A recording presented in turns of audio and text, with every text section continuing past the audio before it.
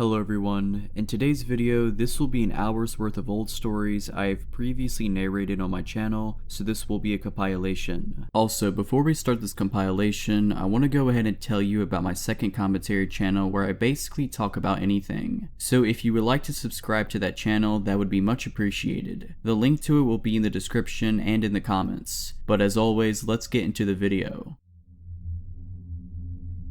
This was back in 2015 or 2016. I'm a career tow truck driver. At this point, I've been towing cars for most of my adult life, and will likely do so until I either retire or die, whichever comes first. At the time, I was working for a pretty small towing company with only 2 employees, and we rotated who was on call each weekend. It was my weekend on call and it was summer, so with people being out and about late and whatnot, I was pretty busy. Cleaning up accidents, towing broken down cars both in the city and off the highway. I was fine with it, as I was paid commission at the time, so the more calls I did, the more money I made. So it's Saturday night, now Sunday morning, and it's around 2:33 in the morning, and like I said, I've been busy. I'm tired, a little grumpy, and kinda want to go home when my phone rings. It's an insurance company calling asking if we can do a tow for one of their customers who is broken down on the side of the highway. The breakdown location they give me is about 15 miles out of town, which I normally wouldn't do, but the tow destination happens to be a dealership that's just a couple of minutes from my apartment. I contemplate rejecting the call, but because I'm paid commission, I figure screw it. I can run up and grab this car, drop it off around the corner from my place, then hopefully I can head home and get a couple of hours of shut-eye. So I take the call and hop on the highway. The insurance company provided me with the customer's first name, which we'll say was Kara, and gave me a phone number for her. Usually I try to make contact with people who are on the side of the highway to let them know I'm on my way and give them an ETA. I try calling her a couple of times, but she doesn't answer, not unusual.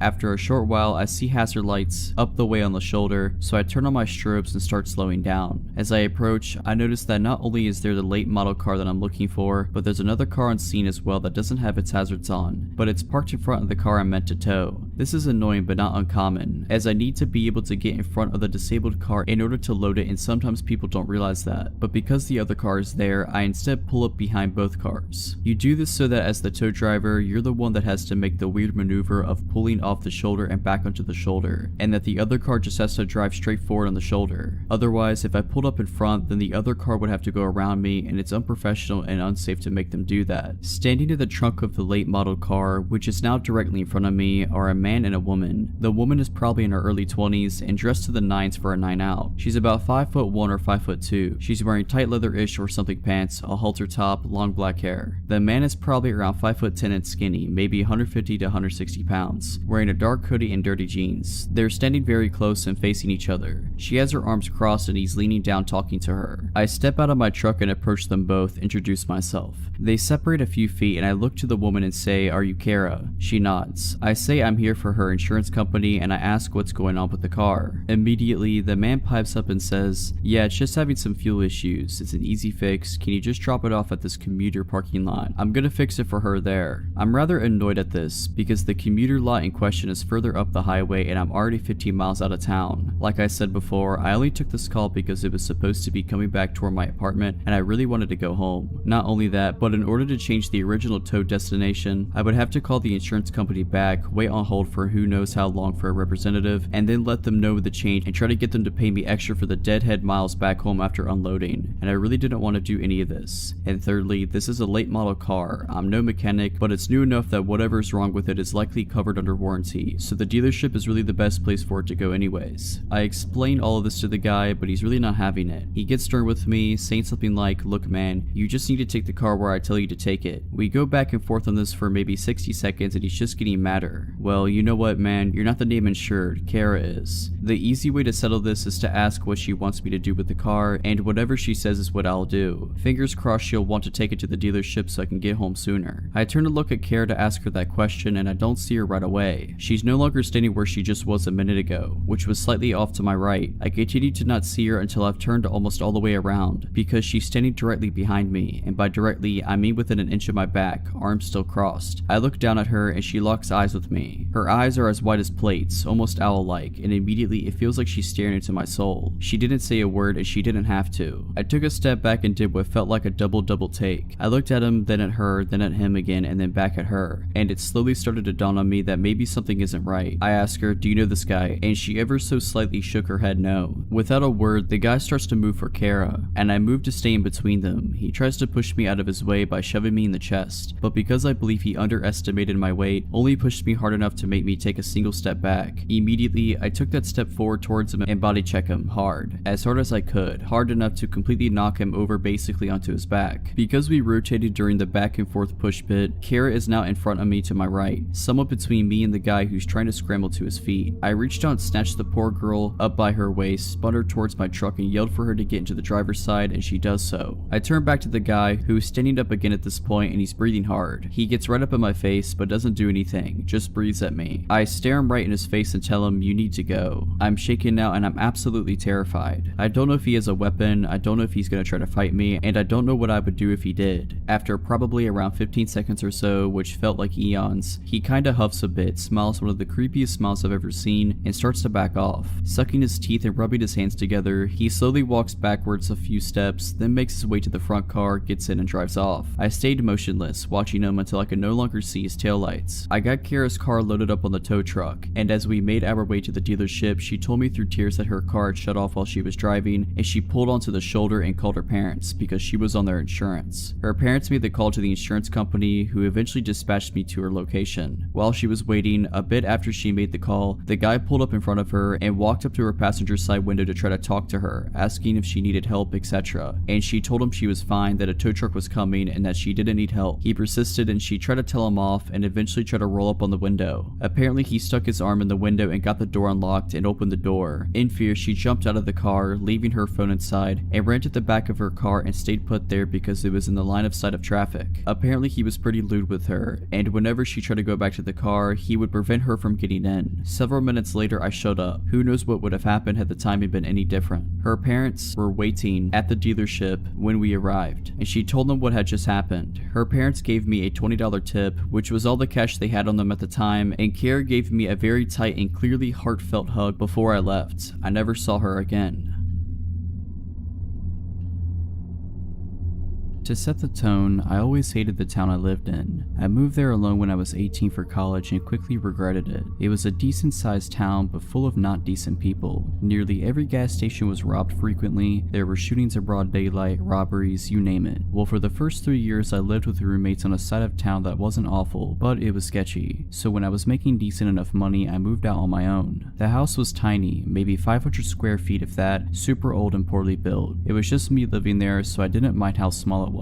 But what originally sold me was that it was in the middle of nowhere. It was surrounded by a bunch of fields and some wooded areas with only a few houses nearby. Considering I hated being in the town due to the continuous paranoia of getting mugged or shot, I loved the idea of living out there. So at the beginning of July I moved in. Everything seemed super swell minus not being able to get good internet. A month goes by and everything is still swell to me, and I decided to get a dog to keep me company. He also loved the place and spent long amounts of time lounging about the yard and trying to convince the nearest neighbor to walk over and pet him. Important later. Roughly 2 months into living there, I started to notice things at a place. Something to note is that an old roommate of mine was using my spare room as a storage place until he got moved himself, so he had a key but was never there. He kind of just popped in every other week to grab something and usually let me know beforehand. But I'd come home to my kitchen chair being pulled away from my table, or a bowl in the sink, things like that. There were such small things I wrote off as my roommate swinging by or just stuff I was forgetting. But then my dog developed this crazy bad separation anxiety. Up until now, he didn't even care when I left. He just lay on the couch and chew his toys. He never barked, never did anything weird. However, all of a sudden he began acting really awful every time I tried to leave. He'd literally cram his body through the door as I was closing it, screaming and barking, and wouldn't stop until I came back in the house. He didn't want me to leave him there alone, at all. I couldn't afford a kennel for him yet, so I decided one day that I'd put a movie in while I was out, thinking maybe the sound of people talking might keep him calmed down. I only had to finish one task up at work and knew I'd be home early, so I put in a copy of Hamlet. I know, boring, but I chose it because the copy I have is 5 hours long. I knew it would be playing when I came back. Flash forward 3 hours, long before Hamlet should have been over, but when I walked in the door, not only was the movie not playing, but the TV and the Xbox were completely off. I immediately called my roommate and asked if he had been over, and he wasn't even in town. I explained the TV situation to him and he shrugged it off as the TV powering off when it idles for a while. Even though this is true, there are several reasons I know this isn't the case. 1. 1. It wasn't idling. A 5-hour movie was supposed to be playing. 2. Even if it had shut off, my Xbox wouldn't have. I have left it on by accident for weeks. I was gone out of town or whatever, and it was still on when I came home. Always. But it was completely powered down this time. The weird thing is none of my stuff was missing and the door was locked when I entered. I eventually convinced myself that it was something weird with the Xbox or whatever and shrugged it off. That is until my dog started acting even weirder. Remember earlier I mentioned he used to play with a neighbor? Well, all of a sudden, if she even walked by the house while he was out, he'd start yelping and running at me away from her. This was incredibly weird to me and made me incredibly cautious of her. I put some cheap alarms on my doors, the kind that go off when the door is opened, and slept with my pistol handy. The second night the alarms were on my doors, I was woken up by the one on the back door going off. I flew out of my bed with my pistol, trying to convince myself that I was about to shoot some intruder, but once I got to the door it was shut and there was nobody there. The alarm had been knocked all the way across the room. The door would have had to open for it to be chucked like that. It couldn't have fallen off and landed there. Something else weird, the door was locked, but not the way I had locked it. I always locked the knob and the deadbolt, but upon checking my lock after this, only the doorknob was locked. The police wouldn't do much as I had no witnesses, no lead, and they didn't have much to go on. Needless to say, I changed the locks. I didn't have any noticeable problems inside after that, but later found out that the close neighbor that my dog hated had previously lived in the house I was renting, and the locks had never been changed. I have no way to prove my theory, but it's pretty obvious she had a key and was coming and going as she pleased. Why though, I can't figure out. Nothing of mine ever went missing. The most unsettling part for me though, is that she had tried to come in at night until the alarm scared her off. How many times has she been in my house at night while I was asleep, and why? Not sure. Luckily though, I don't live there anymore and never plan to move back there.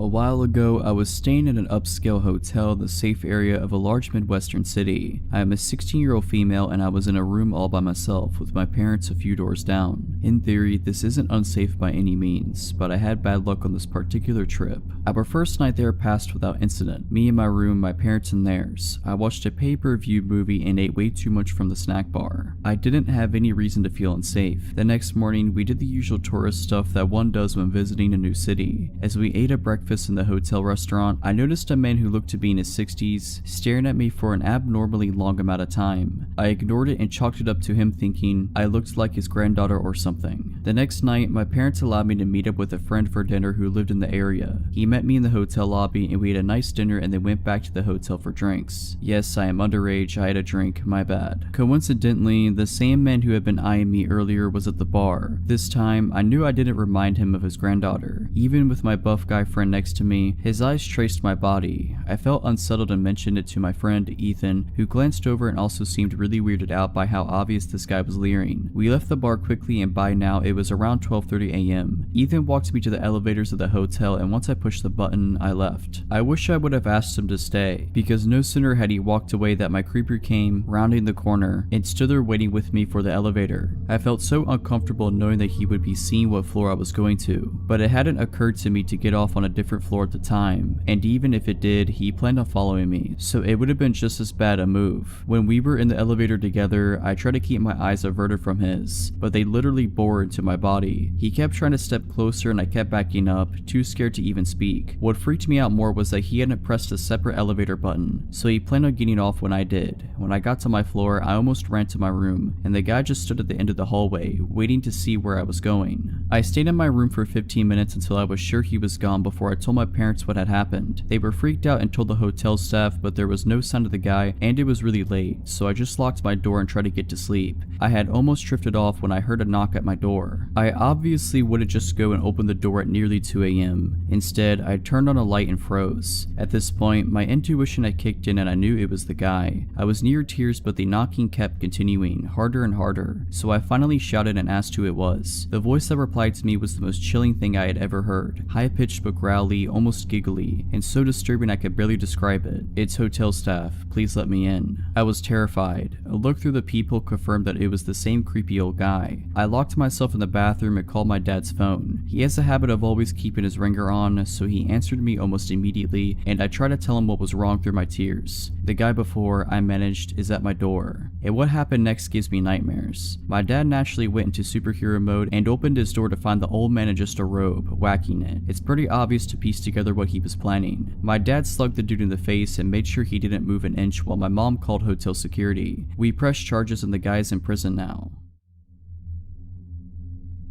Some backstory before I begin. These events started when I was in 2nd or 3rd grade, 2002 to 2003-ish, and ended during the fall of 2015. I'm a 21-year-old female living in Canada. The RCMP are involved in the story, which stands for Royal Canadian Mounted Police. When I was in elementary school, I was friends with a girl named Jessica. We had a group of 5 or 6 girls that we always played with. Jessica's parents were divorced, and I often went over to her dad's house after school because they had a trampoline and a slide. Her dad was a totally normal dude. His name was Richard and he held a job as a pilot, which is definitely a job that requires mental stability. Jessica came over to my house as well, and her dad would always come pick her up after the play date, so he was familiar with where I lived. And I think 2nd or 3rd grade, Jessica moved away to live with her mom. I didn't fully understand what was going on as a child, and I still don't know what happened, but something had gone wrong with her father. We didn't hear much from Jessica, but around her birthday the following year, Richard invited our group of girls over for a surprise birthday party. We arrived at the party and we were waiting for Jessica so we could surprise her, but Jessica never showed up. We were just hanging out with her dad for a while. As a child, this didn't seem as weird as it does to me now. When our parents picked us up, we obviously told them what happened, and we didn't hang out with Jessica or Richard again. After that, some of the girls started receiving presents from Richard at their homes. I never received them, but my mother told me about it years later. The presents usually consisted of cheap jewelry and notes. I have no idea what the notes said, but I'm not sure if I want to. After this, Richard goes away. My mom later told me he was in a mental institution. Years go by, I completely forget about the whole situation. Then, in the winter of 2013, I was out of town for a cheer competition. I was scrolling through Facebook one night when all of a sudden a new group chat popped up with 5 girls from my elementary school. I had not kept in touch with any of them, so this was weird. The chat was about how they had received messages from Richard on Facebook. I checked the other folder of my Facebook messages, and sure enough, I had some too. I had a variety of messages that did not make a lot of sense, including some strange poems. Many of the messages were descriptions of dreams he had about me, though some of them were nonsense. Others were understandable enough to come across as violently threatening. I don't feel comfortable sharing some of the more explicit messages, but here are a couple of the shorter and less scary messages. Hi little girl from not long ago, pristine of pristineness, I want you, I want you, I want you. We're gonna have planets to go to someday provided you don't melt them first. I'm so proud of you, stay happy, and I haven't found a way to keep you all off my mind. I clicked on Richard's Facebook profile and his whole profile was dedicated to his 5 girls. He didn't have any friends added, so clearly nobody had seen it. Unfortunately, we didn't have very good security settings on Facebook. He had saved dozens of photos of us and then reposted them with nonsensical and inappropriate captions. The captions ranged from essays about his love for us to a one-sentence caption that simply said, "She is so ugly." Here are some of the shorter photo captions. Emily, hopefully and not too soon I'm gonna find out your address and I'm gonna show up as a man that knocks on your front doorstep and bite your bottom lip off before you can say a word. Kiara, because of my initial euphoria turns into sucking depression when I realize that there is nothing I can do about anything beside you because you're inside me and I can't get you out of my mind. I love you so much. Melissa, can I paint your picture? I want to lift you around to see how heavy you are and we'll go for a drive on Hollywood Drive with the windows rolled down so we can get a crystal clear view. We were all freshly 18 at the time and didn't know what to do, so our moms contacted the RCMP. They told us not to block Richard on Facebook, but not to reply as the messages could be used as evidence. He continued to send us messages every single day, and we shared the screenshots with each other in the group chat and sent them off to the RCMP. He had several different Facebook accounts that were all variations of his name, along with one randomly named Esteban. One of the girls got in touch with Jessica to find out if she still had contact with her father. She only saw him on supervised visits every once in a while. She was very embarrassed and apologized a lot. She was a super sweet girl and obviously none of us were upset at her in any way. Eventually, Richard was charged with 5 counts of criminal harassment. He pled guilty and went to jail for around 5 months. When he got out, there was still a no contact order in place, meaning that he could not contact any of us girls or come within a certain radius of our homes. He was not allowed to use the internet either. I'm not sure how all of this works, but this is what the constable handling the case told me. However, not surprisingly, he started contacting us on Facebook again. He went back to jail for breaching his probation. It was the summer of 2015 and he got out again. I started receiving more messages. I immediately wrote on the group chat to see if the other girls had gotten anything. They hadn't. It was just me. I immediately contacted the police. It seems they had forgotten to include my name on the no contact order. He knew not to contact the other girls, but thought it was still safe for him to contact me. This time things got worse. I had just started working at a new job, and being the idiot that I am, I had my workplace public on my Facebook profile. One day I came into work and there was a package waiting for me. I was obviously confused because I would never order something to be delivered to my work.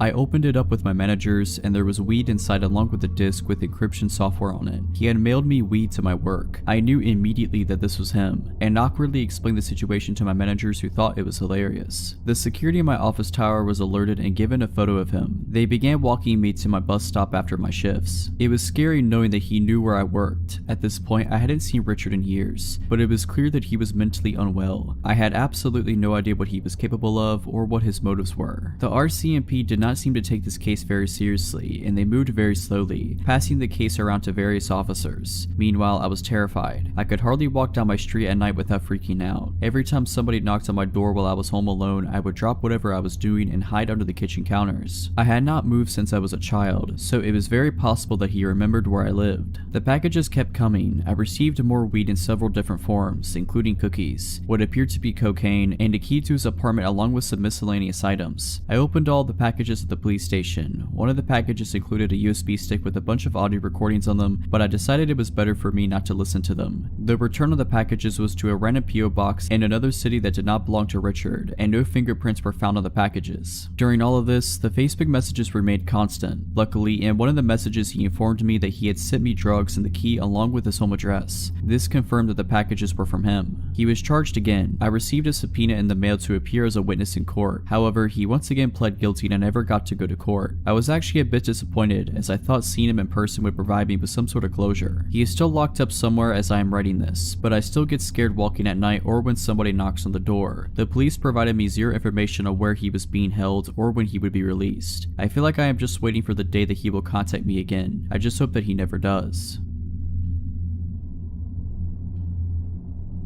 I had just moved out of a share house in the suburbs and into my own one-bedroom apartment in the city. I'm a male and at the time was around 25 years old. My apartment, while old and small, was located about 500 meters from one of the most popular night spots in the inner city. As I was in my mid-20s and out on my own, this was the perfect place for me. This was because my friends and I were quite social and would frequent bars and nightclubs in the city, and the taxi fares were starting to add up. Also, this new apartment was close to my work, so it made sense. I got settled in right away and invited my friends over for pre-drinks before hitting the clubs. Due to the limited space in the apartment, this meant that some friends were inside and some were drinking on the walkway just out front. We had the music up and I just started drinking, but between songs, I could hear the couple next door arguing. Now, the apartment was old and bad, which meant thin walls too, so I pressed an ear to the wall in order to listen in. I hadn't met any of my new neighbors at this time as I didn't take long to move in and I didn't really see anyone during. I was curious. Judging from what I could determine while eavesdropping, they were a gay couple in their early 30s. One of the men was yelling at the other to go next door and tell us to keep it down. The other was arguing that it was just a housewarming and to let it go for the night. Since I didn't want to cause trouble, I marshaled everyone outside to start making our way to the nightclubs, leaving my new neighbors in peace. Later that night, I came home alone as I was tired from the move. I decided to let my friends carry on partying without me. I arrived at my door and proceeded to fumble around for my keys when I looked up to see a man standing on the walkway in front of the next apartment smoking a cigarette. He was tall and thin with brown oily hair. I noticed that he also had a cut lip and a faded but still visible black eye. I said, "Sorry about the noise earlier," correctly assuming he was my neighbor. He replied, "Nah, you're alright man, I'm Chris by the way." I shook his hand. I noticed his knuckles were red and a little bit scratched up, so I knew something was off.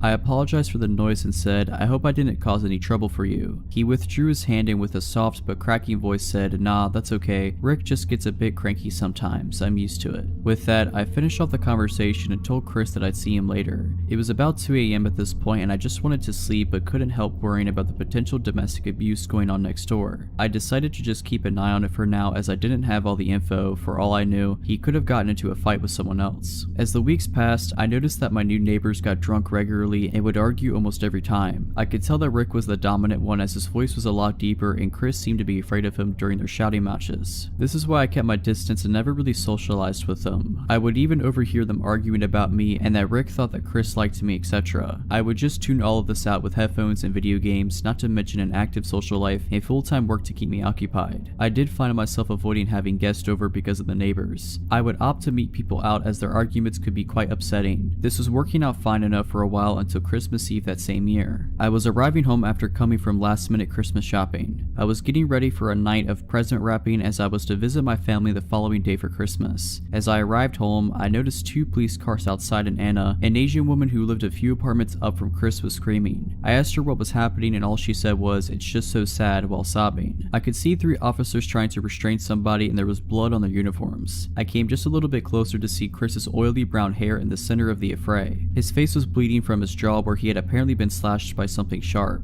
They got him to his feet and I could see that his cheek had been cut so deep that the skin was flapping open as he struggled and resisted with the police. I recoiled in shock and went to comfort Anna, who was crying uncontrollably at this point. Suddenly, Rick's voice boomed out from nowhere. "You see what you've done, you loser." This frightened me and my instinct was to get myself and Anna to safety. Even though the cops were here, they had their hands full with Chris and I certainly didn't want to get involved in such an ugly fight where knives were involved. Anna refused to come with me and said that she would be fine. I looked around to see where Rick was as he kept yelling at Chris the whole time. The 3 cops struggled to restrain him. I could hear Chris whimpering apologetically in between. I couldn't see where Rick was, so I decided just to go to my apartment and lock the door. As I turned to go, I froze in horror as Rick's voice boomed, "Where are you going?" A deep chill went down my spine as my brain struggled to reconcile the fact that these words were coming out of Chris's mouth. I felt panic grip me as I realized that all this time Rick and Chris were the same person. All the fighting, laughing, drinking, and carry on that I couldn't help overhearing over the last couple of months had come from one solitary person, a lonely guy in his small 1-bedroom apartment. For some reason that made me feel sick. I learned later from Anna that this wasn't the first time the police had to come take Chris away. Anna explained that he spends a couple of months at the local psychiatric hospital each time. His father owns the apartment, so it's here waiting for him when he gets out. I moved out a few months later, and while it is a sad situation for Chris, I really do feel him.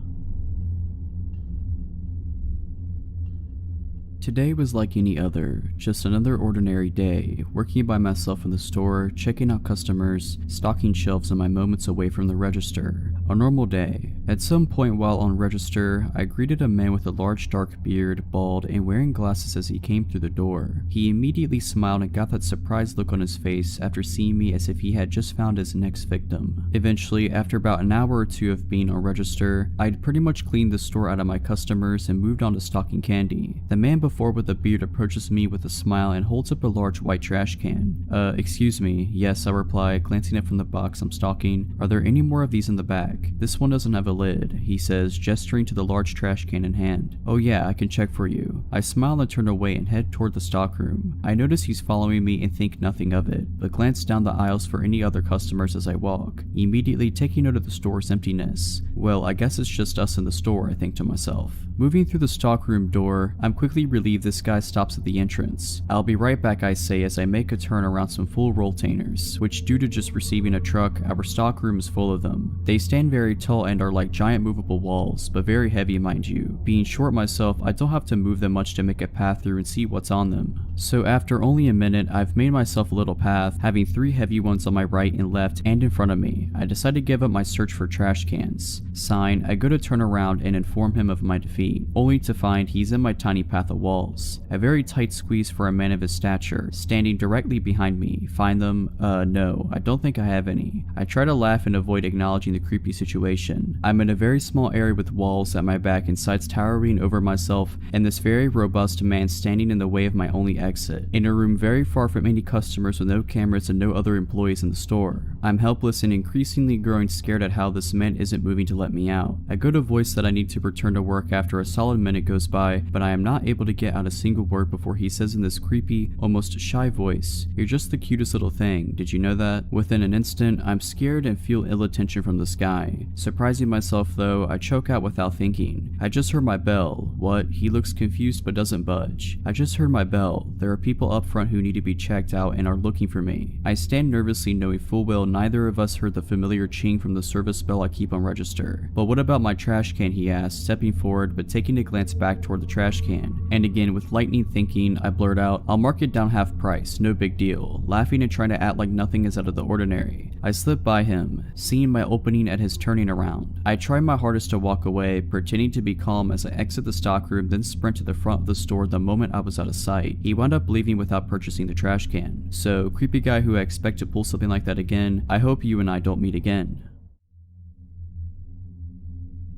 My fiance and I threw a dinner party one time to celebrate his mom completing chemo. I hired a caterer. We were expecting 25 friends and family, so it was more than the kitchenette of our single-story ranch house could handle. We'd also only just moved in, so didn't have a lot of cooking staples. The caterer said he'd bring everything 75% done, but he needed to finish off some dishes in our kitchen. I told him that was fine as long as he was finished by 5, because the kitchen is centrally located and we'd prefer everyone be finished before the guests arrive due to the intimate nature of the occasion. He said that would be fine. He arrives as scheduled at 12 p.m. We gave him until 5 and the guests aren't even arriving until 6, so it's plenty of time. He smelled bad. It was more than a sweat smell though. It smelled like a sun-baked diaper, and that made me uneasy because he was going to be preparing food for sick prior and young kids. I just made sure he washed his hands and then left him to his own devices, worrying I was being presumptuous. Throughout the entire process, he keeps pulling me aside to ask me questions and have me taste things. I was super busy because my husband had to work during the day and pick up the surprise guest right after, so setting up the deck, decorating, putting together the slideshow equipment, coordinating the surprise guest, we flew in her sister and I had to make sure she got an Uber at the airport and her hotel had worked out, etc., and just a million other little details. So every 10 minutes being asked things like, "Do you prefer this with paprika or without? With this, fine, whatever you think. Taste it to be sure," was getting old. When he was still there at 5:45, after 2 gentle reminders, I flat out told him I needed him completely out by 6 no matter what. He apologized and said there had been a delay because our oven wouldn't stay up to temperature. I never had a problem with our oven, but I figured he's the professional, maybe it was a subtle problem. A little before 6 rolls around, a few of our friends start trickling in. I decide to tell him whatever's done is done and whatever isn't he should just put in the fridge, but he's nowhere to be found. I go out on the deck to ask my friends if they'd seen him and he's out there, alcoholic beverage in hand, out of his chef whites and now in a t-shirt and jeans, mingling with my friends. I walked out just in time for him to introduce himself to my cousin-in-law as a good friend of mine. Nope, too weird for me. I met him in person for the first time barely 6 hours ago. I told him he needed to leave, now. So he goes inside and gets his bag and makes a beeline for my bedroom. I'm taken aback. I say, "Excuse me, where are you going?" And he says, "To change." So first of all, we have a guest bathroom clearly visible. Second, why can't he wear a t-shirt and jeans home? I tell him I'm not comfortable with him going to my room, but he insisted to only be a second and goes in and shuts and locks the door. I couldn't even get a word out before he went in and I felt helpless. I was going outside to ask one of my friends to help me usher him out, but at that point my fiance got there with my aunt-in-law. I had to explain the situation to him, nearly in tears at this point, and he was like, "What? He went in the bedroom? Why?" So he pounded on the door, and the caterer came out, still in a t-shirt and jeans, and my fiance said, "You shouldn't be in there, you need to leave." And the caterer said, "Excuse me, but this is not your house. It is not up to you to decide." And my 6'4", 260-pound fiance tells him, yes, actually, it is his house, and puts a hand on his back and guides him to the door. The caterer says, "I thought she lived here," referencing me, and he says, "Yes, my fiance lives here with me," and the caterer goes nuts. He turns to me and screams, "You lied to me." I have no clue what he's talking about. He starts yelling about how I led him on and calling me more names. I don't know who he thought the man in the pictures with me around the house was. So my fiance says, "Oh no, you won't talk that way in my house. Find the door." And the caterer goes in the kitchen and starts throwing the trays of food out of the refrigerator and onto the floor. At that point my fiance realized 2 of his brothers, both currently offensive linemen at the college level, had come in and were on the deck. He signaled to them and they came inside and he basically said, "This guy's harassing my fiance." They helped my fiance out. The party then went on as planned, but I insisted we just order pizza and throw out all the food he made. My fiance and friends kept saying, "Isn't that a bit much?" but I was insistent. We went out late drinking with his brothers and got home around 3:30 a.m. and passed out in our room. At around 5 a.m. I was woken up to the sound of the door opening. I figure either we forgot to lock the door in our drunken stupor and it blew open, or one of his family forgot their keys or something in the house and didn't want to wake us. His parents and his local brother have a key, but his parents never ever let themselves in when they know we're home. And his brother had even more than we did and was definitely not awake and driving around at 5 a.m. It wasn't nearly windy enough for the door to have blown open. It had been tranquil all night. So I wake up my fiance and whisper, "Someone just came in the house." And he said the same thing.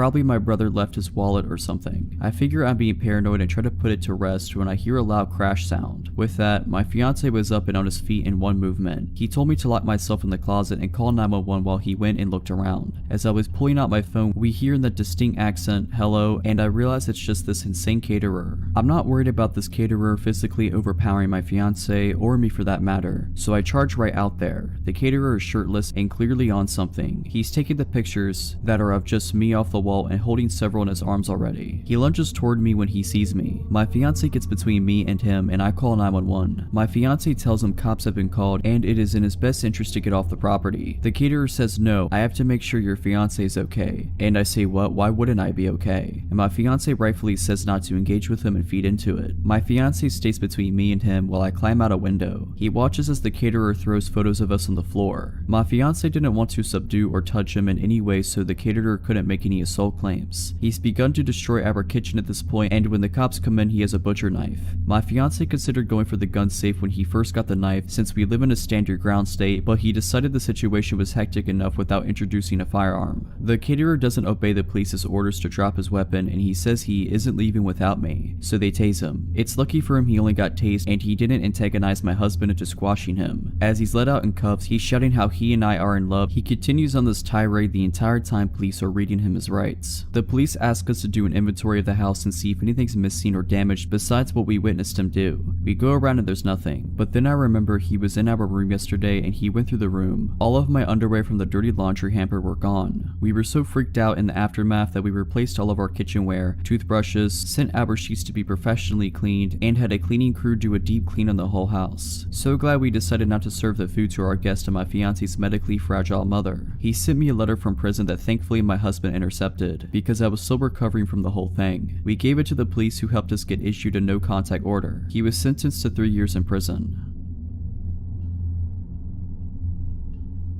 This happened in May of 2015 in California, which will help those of you who are familiar. I had graduated college in June of 2014, moved back into my old hometown, and started a consulting company with my boyfriend, which is going very well. We had just finished a contract in the Bay Area, and were beginning a new one about 8 hours south in Torrance. He moved down there first to start setting up, while I took care of loose ends at our closing contract before moving down to meet him. The day comes and I pack my car and head down south to I-5. For the uninitiated, it's a straight highway with little in the way of scenery aside from the occasional strip mall, and its monotony has a reputation for putting drivers to sleep at the wheel. I pass a strip mall with gas and a fast food joint and decide to fill my car and my stomach. I go to park in the food venue's parking lot, but it's completely full, so I park across the street at a hotel, which at the time I didn't think anything of. I go inside to eat my meal, then cross the street to get back to my car. I'm well into the hotel parking lot when a pickup truck pulls down the aisle and cuts off my path and stops, with the passenger side facing me. The driver is alone and a clean-cut white male in his mid-30s. I don't remember anything about him except that he looked very generic and buttoned up. The way he pulled in front of me to block my path didn't initially set off alarm bells, as he has done it pretty organically. He rolls down the window and the dialogue follows. "Excuse me, miss, but could you please tell me where the grocery store in town is?" "I'm sorry, I'm not from here, so I couldn't say." "Oh, where are you from?" Good question, I don't know, not here though." I didn't say that to be rude. I had just moved through so many cities at that point and was on my way to a new one. I wasn't sure how to answer. He laughs and makes a joke, then asks me where I'm headed. I mentioned that I'm moving. I will say he was very charismatic, and at this point I just think he's trying to flirt with me, and if I hadn't been so exhausted or in a relationship on another date, it might have worked. He makes another comment about how unpleasant moving can be, and then gives a warm chuckle and extends his hand to shake mine and goes, "Well, I'm glad I got to meet you. I'm Scott." If you recall, the truck is in front of me with the passenger side facing me. I actually take a step forward to grab his hand, and then got the delayed response of every alarm bell that should have gone off earlier. I'm in a hotel parking lot. He asked me a question that establishes I don't know where I am, another question that establishes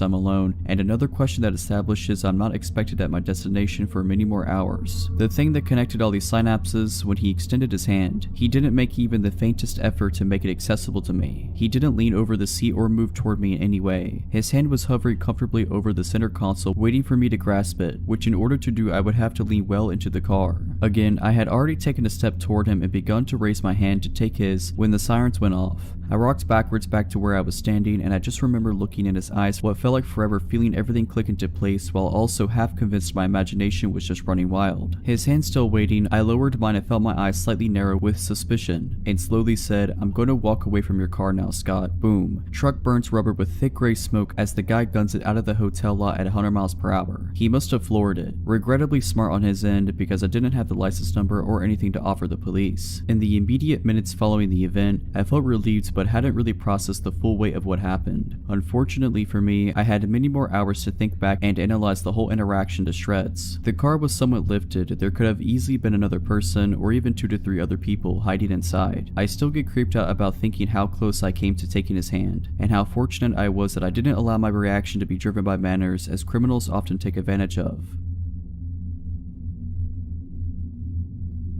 This happened when I was in high school long ago. My mom just recently found the paperwork about it when she cleaned out her office upon retiring from the police department. I remember being upset and scared when it happened, but reading the details as an adult, it sounded even worse than I remembered. I was a 17-year-old female working at a flower and gift shop. It's nighttime. A man comes in, short, overweight, balding, and 40 years old. He tells me about how he needs an apology gift for his girlfriend, so I offer a bouquet. Obviously, it's a flower shop. He says she doesn't like flowers because they die. This is the first weird thing, as he came into a flower shop. Then he goes into detail about how he hit her, and asks me if I think it was the right thing to do so. This was long ago, so I don't remember exactly what I said, but it was something along the lines of, "Not if you want her to continue being your girlfriend." He then tells me what a great job I'm doing and asks me when I get off work. I dodge answering and he leaves. Nothing for 6 months. Then right before Valentine's Day, he walks in the door 1 minute before close. It was dark, and from the outside it looked like I was working alone, as my coworker, about a 40-year-old female, was in the bathroom. Instinctively, it felt like a predator had just entered the room. You know when something isn't right, and everything felt not right. I then noticed he has a tarnished revolver tucked into the front of his windbreaker, which is halfway unzipped. It was obvious he wanted it seen. I quickly scribbled a note to my coworker that said he has a gun, and handed it to her when she came out of the bathroom. She calmly walked to the phone and looked at me, wordlessly asking if she could call the cops. I shook my head no, as I felt like it would escalate the situation. God forbid he heard the police coming and took us hostage or something. I was just going to try and act as calm and normal as I could, and hopefully not tip the situation into something more dangerous. He spends 15 minutes wandering around what was a fairly small shop. In retrospect, he was probably waiting to see if my coworker would leave, as it was now well past closing. Finally, he places an order for pickup on Valentine's Day, which gives me his name and info, which I'm going to for sure file with the police report. He buys a card and pulls out a wad of $100 bills, which he slowly thumbs through as though looking for the right one with which to pay for his $40 order. I ask him if he wants a bag, as it wouldn't be very inconspicuous if he just showed up at home with the Valentine's card. He replies, "No, I didn't feel like being inconspicuous tonight," which seemed like an obvious reference to the gun hanging out of his coat. He leaves. We quickly lock the door and watch him sit in his truck outside. We were not about to exit the shop until he was gone. Finally, he pulls out of his parking spot and moves to another spot further away and continues to just sit there. I don't know how long we waited, but he finally left. I called my mom crying. She called the police, who came to the shop the next day to take a report. I told my best friend at the time what happened. She told her mother. Her mother happened to work with the man and informed security at her job. She said he was very weird, creepy, and liked to talk about weapons a lot. Security at his job, it's a large company with government contracts and things having to do with tech and security, pulled him into the office and questioned him about it. He claimed it was a glove in his pocket, not a revolver. The police were pissed that this company made contact with him about it before they did, and he successfully dodged the cops' multiple calls and visits to his apartment. My mom, much to my teen fury at the time, made me quit my job, which was devastating as I loved it there. In retrospect, totally the right call. I never saw him again.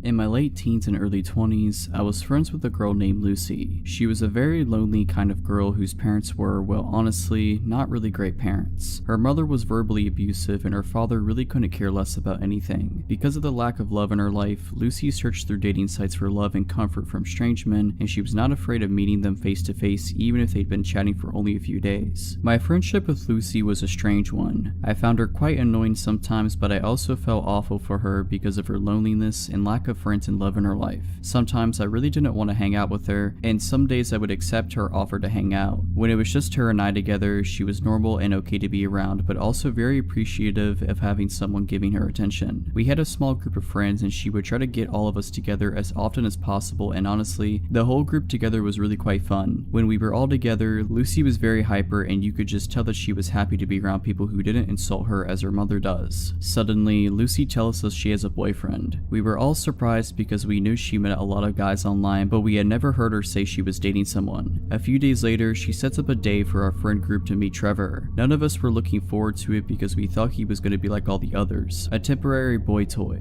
When we met him, we all felt awkward. He barely spoke a word. He wouldn't look directly at any of us at all. Lucy would try to be funny, but he would just give her dirty looks. Needless to say, we thought he was a weird one and could tell he didn't care much for her. As the days went on, Lucy kept telling me how much Trevor did not like me. She kept saying he thinks I am using Lucy for her money. Not sure how he thought that since I paid for everything for Lucy. To keep this piece of the story short, I think he was trying to find reasons to convince her to get rid of me. I got a terrible vibe from Trevor. He dressed like he didn't care about life, he never smiled, he didn't shake our hands when first meeting us, he stank of weed and really had an overall uncomfortable feeling about him. After months of Trevor trying to convince Lucy that I'm a terrible friend and she should not hang out with me anymore, she started to do as he said. She would start to hide me from him. If she and I were together and he would call her on her phone, she would lie and say I wasn't there. If she was with a group of friends, he would have her swear I wasn't there. When he was going to be joining the group on an outing or just hanging out at her place, she would tell me I couldn't come. Lucy will do whatever a boyfriend says just to keep pleasing him so she doesn't lose them. Now here's where it gets scary. Lucy calls me one day and says she wants me to come hang out at her place. I agreed. She came to pick me up and we went to her house and watched TV for a bit. We then decided since the day is nice outside, we would take her 2 dogs for a walk to a nearby pocket park and would later return to the house to have lunch together. While at this park, she receives a phone call. Now let me say that Lucy is not a private person whatsoever and has never ever walked away to answer a phone call until this day. She walked far enough away that she knew I would not be able to hear anything she said. This was suspicious to me, but not enough to question it. The call ends as she begins walking towards me with a look on her face as if she is trying not to smile. She tells me, "So I need to bring you home now." I was slightly confused as we had only been together for about an hour, when we usually spend the entire day together, and she would never want me to go home. She would even frequently beg me to sleep over to avoid being alone. So anyway, I said okay and we walked to drop off her dogs at home and we got into her car and off we went. About 10 minutes into the car ride, I realized she isn't going in the direction of my house, so I questioned it. "Where are we going?" She smirked but didn't respond. I asked again, laughing uncomfortably, "Seriously, where are we going?" She continued to smirk but didn't want to answer me. I started to realize she was heading in the direction of where her boyfriend lived. I asked one last time with anger in my voice, "Where are you taking me?" Her only response was bone-chilling to me. "Trevor wants to talk to you. I wasn't having any of this." I insisted and demanded she let me out of the car, but with her evil smirk and same response, she said it again, "It's okay, he just wants to talk to you." I was furious at this point because this creepy guy who looks like he wants to kill someone, who also despised me, wanted to talk to me. Why can't he talk to me on the phone? Why do I need to go to his sketchy apartment? She absolutely refused to let me out of the car. She had the doors locked, as if I wasn't able to unlock my passenger door. I waited until she reached a red light. I grabbed her wallet from the back seat and took out her bus pass and bolted out of the car. I had no idea where I was or where the nearest bus stop was, but I was not about to let her crazy boyfriend do whatever he wanted to me. She yelled for me to get back into the car, but of course I ignored her. She sped off furiously. I immediately blocked her number on my phone. I removed her as my friend on social media and immediately warned the group of friends not to talk to her because she has gone nuts. I have not spoken to her since that very day, and she also lost the other 5 friends of the group as well.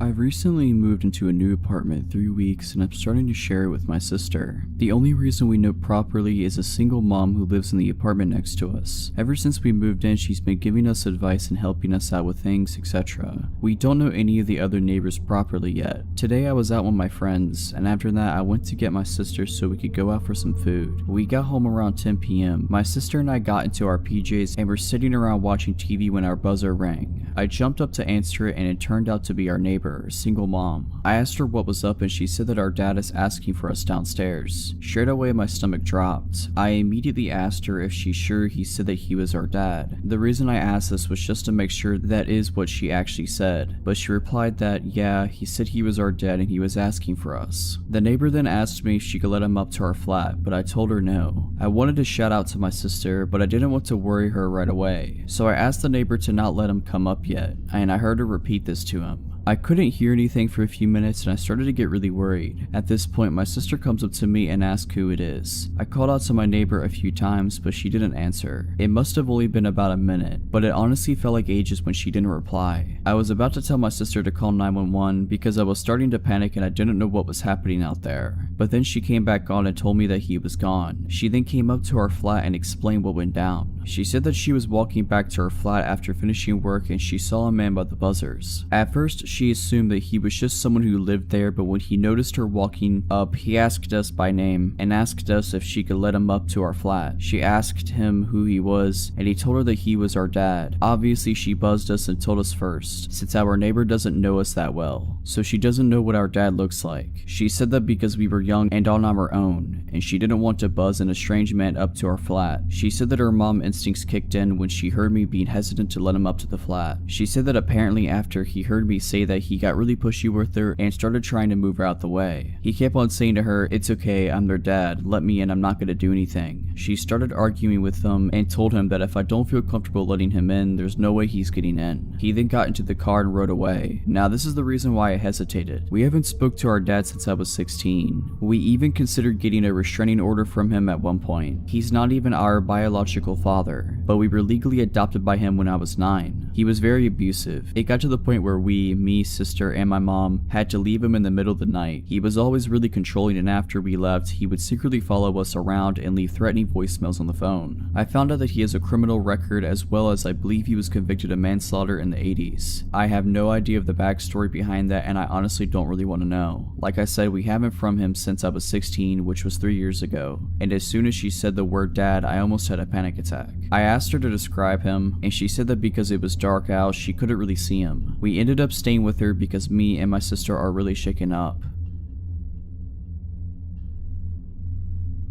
This happened a long time ago when I was around 15 or so. I'm 25 now. Back then I was really into singing and dancing with my friends, and I was introduced to K-pop as a result. This was way before K-pop became noticeably mainstream, so whenever events relating to it came up, we got very excited. There was a global audition for one of the big companies in my town, and my 3 friends and I decided to go. I was the only non-Asian girl in our friend group. I'm only mentioning it because this pertains to the story later. The K-pop fandom back then was pretty much the same as now. People of various ethnicities were into the idol music genre. We all knew the likelihood of getting into the industry was super low, and for me even more so, as I wasn't of Asian descent, but I knew that going in. That wasn't the point of us going though. We just loved being in proximity of something important to the genre we enjoyed. Just kids having fun. By the way, I looked pretty young for my age then, and wearing pigtails this day didn't help with that either. So we get dropped off and meet up at the audition place, a community center of some sort. We kind of dilly-dally around a bit until we have to line up for our respective auditions, i.e. singing, dancing, etc. I was going to go sing, so I was mentally preparing myself in the crowded space outside of the audition rooms. That's when out of the corner of my eye I see a tall, older, maybe 40 years old, white man beginning to approach me. I remember thinking,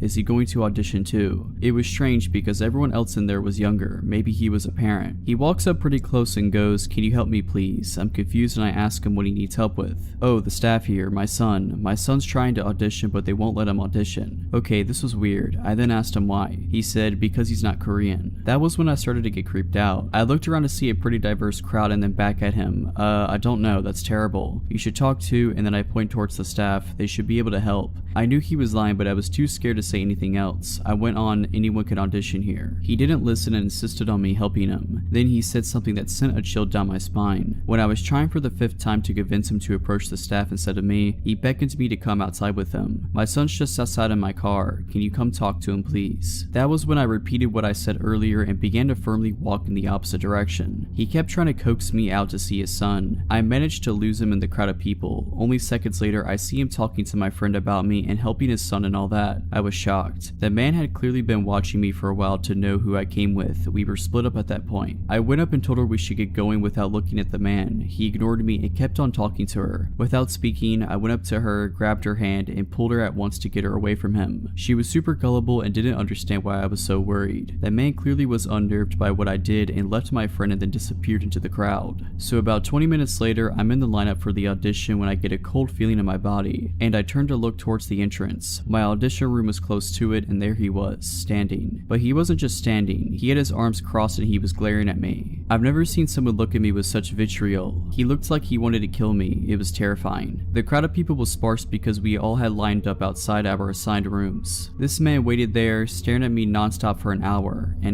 He glared at me all the way until I got into the audition room. I was so scared that he'd be there once I got out, but I guess the auditions went on longer than he expected and he went home. With his son in tow, I'm guessing. I was so scared that he'd be there once I got out, but I guess the auditions went on longer than he expected and he went home. With his son in tow, I'm guessing.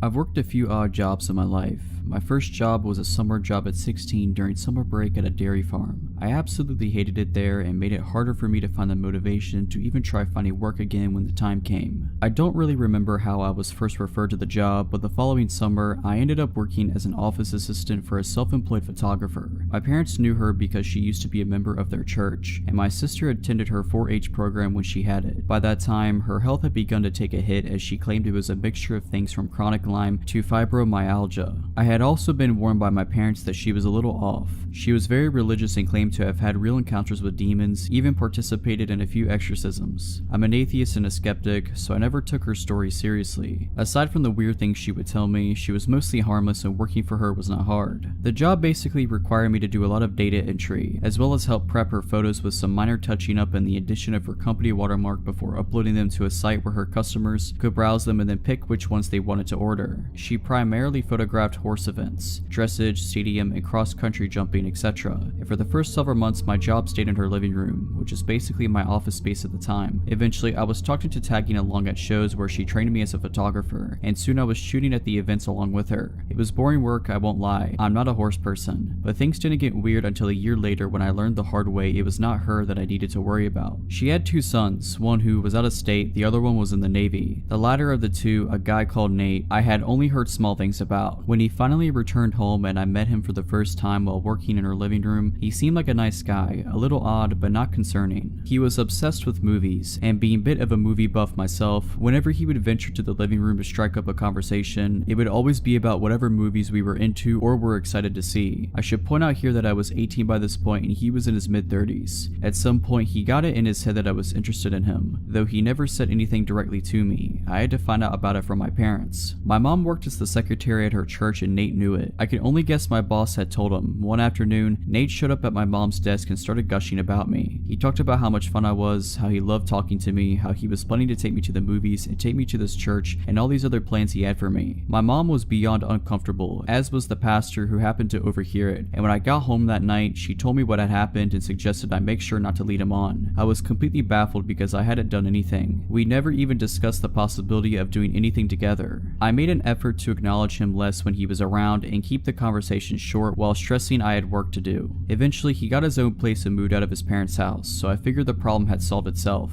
A couple years later, I had moved out, my boss's company had closed, and I was working someplace new. I was friends with both my boss and Nate on Facebook, and around that time I was finally coming out as an atheist, something I couldn't do when I was still living at home. One night, my old boss messaged me, asking about a ring I had on my finger. It was a black ring with a white solid star in the middle of a black circle. Already knowing where she was going with this, I told her it was just a ring. She started accusing me of wearing a pentagram, because she didn't know what a pinnacle was, and that I was promoting Satan. I tried several times to explain to her that not only was it not that symbol, but that also paganism has nothing to do with Satan anyways, but she refused to listen, so I just ignored her. It was typical behavior of her and not worth the argument. The next morning, I had a message from Nate telling me I needed to come to his church with him. I told him no, and the messages I received back gradually grew angrier and angrier. He went from asking to demanding demanding I go with him. He told me I was lost and that I would not find the answers I needed by living the life I was. Eventually, he outright said he thought the fact that I was wearing a pentagram was disgusting and that I was opening myself up for possession. Knowing there would be even less of a point in arguing with him than there was with his mother, I went ahead and blocked both him and her, deciding I was done with the both of them. Then, he started showing up at my workplace. He would always search through the store until he found me, and then once he did, he would corner me and not stop talking to me no matter how many times I tried to dodge him or tell him I needed to get back to work. Eventually, the managers caught on and started intercepting him whenever he showed up.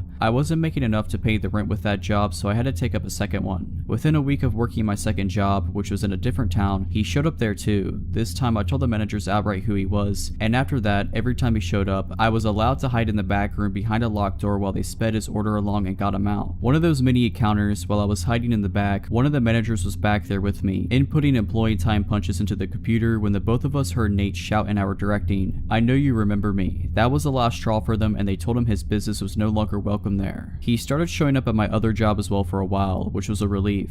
Fast forward to a few years later, I was getting used to not having to look over my shoulder every shift or checking the parking lot for his truck. Then one day he reappeared. He was browsing a section I was walking past when he spotted me and got this deer in the headlights look. I made a beeline to the break room because just seeing him made me scared. After that, he started showing up regularly. I would always find ways to dodge and avoid him, but he would still eventually spot me and know I was still there. I was debating whether or not to tell the managers because at this point it had been a while since he had done anything, and saying something just because I was nervous didn't feel right. Call me a coward or an idiot, but that was my thought process. What happened next made me regret not speaking up. It was bound to happen eventually, but one night he managed to catch me while I was at the customer service desk. He approached me and said hi, and I immediately started to look for someone to signal over so I could make a break for it. But before I could say a word, he said something that made me feel sick. "How's your little girl doing? She's 3 now, right?" I looked at him horrified. I had him completely blocked from all of my social media. I had his number blocked. I was living at a new address, and I had not seen or spoken to his mother since she confronted me about my ring. I had not told either of them I was a parent now or that I was married, and I was not friends with anyone who knew them, but he knew. "How's your husband doing too?" he asked when I didn't answer. "He's good, he's a good man," I said, trying to reinforce the idea that I was not available to him and that I had no desire to have anything to do with him. "Where does he work?" At this point, I felt like I was going to pass out. Thankfully, another employee approached just to gather some reshelves, and I got out of there. As I was leaving, he called out behind me, "I'll see you again, we'll talk. We'll go out and do something together, we will." I reported him to the managers, telling them everything about the encounter, including all the information he had on me and my family that he should not have had.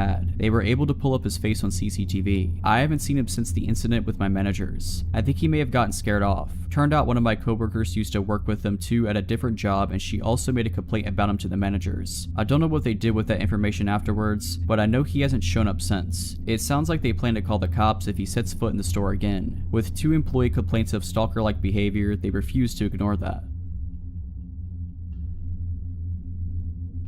When I was about 7 years old, my father bought a few hundred acres in southern Mississippi about 1.5 hours west of Mobile, Alabama. He built a small cabin on top of a hill that was in the middle of a large field surrounded by woods. This house was about 5 miles from a paved road. To get to our land, it took nearly 10 minutes of driving down dirt roads from the main highway, which was south of the house. About a quarter mile north from the house, he built a small lake, more like a pond. It was about as long as a football field but wider. To get to the lake from the house, you could take Route A, which was a hard-packed dirt road that was lined with dogwood trees. It was beautiful in the spring. Route B was about 100 yards east of Dogwood Lane, and we named it Vampire Trail because it was always so gloomy. The trees blocked out the sun on the brightest days, and it had a slight decline as you walked toward the lake. I say walked because this trail was not for vehicles. Thick woods filled the area outside and in between both trails. One morning during the fall, my parents and my little sister had gone to get ice cream and do some shopping. This trip would take them at least an hour or 2. I was 10 years old, so I decided to go fishing while listening to Bama play Ole Miss. The game was the usual Bama win, so I thought I could ease the boredom of a blowout by fishing in the well-stocked lake, so I carried my pole, small radio, and my small ice chest. I had an Airedale Terrier named Bull that never left my side, and it was on this day I realized how awesome he really was. Onto the lake we went. Picture a large oval, roughly the size of a football field, but larger with an L-shaped pier in the southeast corner. Vampire Lane opened up to a more severe decline to the shore and then the small pier. Across the lake on the west side there was a narrow tree line that separated the shore from Dogwood Lane. The north side of the lake was the dam and the south end in thick and swampy woods. Fortunately for me, I realized later. About 5 minutes after I threw out my line and 2 Bama touchdowns later, I got that feeling. It's a feeling I have come to recognize well, and it may have saved my life this day. The feeling of being watched by something dangerous. Bull must have felt it too, because a few seconds later I could hear him growling low and staring across the lake to the west, to the tree line that separated Dogwood Lane from the lake. I turned my head in that direction, and almost immediately my eyes lit on what I thought to be half of a silhouette of a large man behind a tree. It was too far to make out details, but close enough to be sure of what I was seeing. Almost 5 minutes went by, and right before I scolded myself for an overactive imagination, the half silhouette moved behind a tree slowly. Bull stood and growled louder, and I told him quietly to stop, and I turned my head north towards the dam while keeping my eyes and attention rooted to that tree. Over the next 10 minutes, which felt like hours, I watched while this figure moved slowly from tree to tree, always north and always facing me. The saying, "scared stiff," was something I found to be true. For some reason I thought it was important that whoever or whatever it was did not know I was aware. I finally realized that the figure's path was bringing it closer to the dam, which would make its path to be shorter and easier. My paralysis broke, and I casually put down the fishing pole and started walking towards Vampire Lane. As an adult, I was in the army for 11 years as an MP, but not turning to look over my shoulder during that walk was the hardest thing I have ever done. In my mind's eye, whatever it was screaming across the dam towards me. When I hit the tree line, I broke into a run. As I was running, Bull dashed ahead of me, and my anger turned into admiration as he stopped some 20 yards ahead and faced north until I passed him. He continued this action the entire run home. My dog was watching my back, just epic. Although I can grasp the awesomeness of this now, at the time I was so scared that I was literally sick. Even at such a young age, I knew that a large man watching and trying to creep up on a 10-year-old boy was up to no good. When I reached the cabin, I immediately locked the door and got one of my dad's shotguns as well as his .38 revolver. I sat at the large front window, my eyes glued to both trail openings in the woods between them. My family returned shortly after, and for some reason I did not mention what happened. I never felt safe there again. When me and my friends or my little sister wanted to go anywhere other than the area around the cabin, I made sure my parents were with us. What scares me the most though is the fact that our closest neighbors were about 2 miles northwest of us, with thick woods in between as the crow flies. Who or what was watching me from the woods that day, guess I may never know. I sometimes wish I could go back then, as a grown man with military training as I am now. Bull lived a full life and was put to sleep peacefully as a very old but great dog. The best dog I have ever known.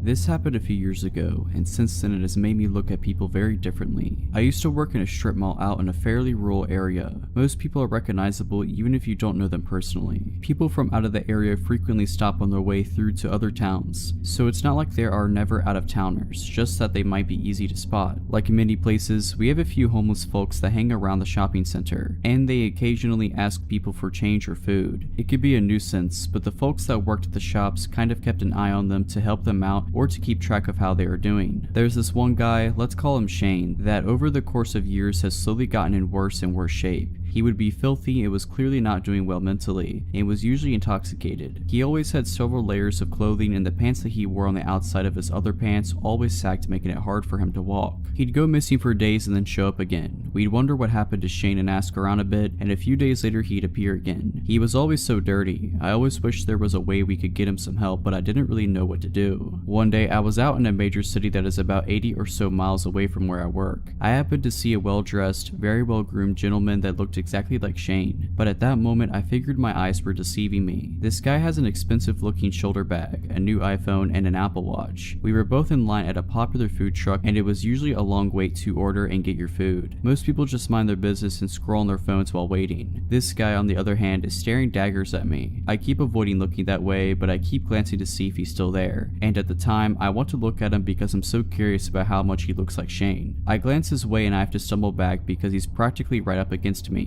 He has such intense eyes. He sort of whispers to me, but really intensely, and tells me he knows where I'm from and what shop I work at. He gets closer and I can tell he smells good, and I can even smell his minty breath. I ask how he knows, and he just smiles. I ask again and he smiles brighter, exposing a perfectly clean set of teeth, minus one tooth. I'm almost positive Shane is missing that tooth. I edge away, feeling more than a little uncomfortable. His order gets called up, but they say his name is James. The next few days I don't see Shane anywhere around the shopping center, and I ask around and no one had seen him for for a few days. Someone says they hope he's okay, another person shrugs and says they wish they could do something to help him. The next day he is here, filthy as ever, grimy teeth, dirty fingernails, and wearing all his layers. He sits on the curb outside my shop and asks people for change. I decide to venture out and confront him. I'm 100% sure it's him, but I don't understand how he could get so filthy and smelly in such a short time. I ask him if he was in the city, and he looks at me through bloodshot eyes and mumbles that he'll kill me if I tell anyone. This takes me aback and I look at him puzzled. He slurs again that he will kill me if I tell anyone that he's not actually homeless. He starts to get worked up, but I ended up calling the police because I didn't know at that point what he was capable of. He wandered off and I haven't seen him since. Alright, so that's it. I hope you enjoyed this compilation. Let me know down in the comments below if you want to hear another one of these compilations every once in a while. But as always, have a nice day.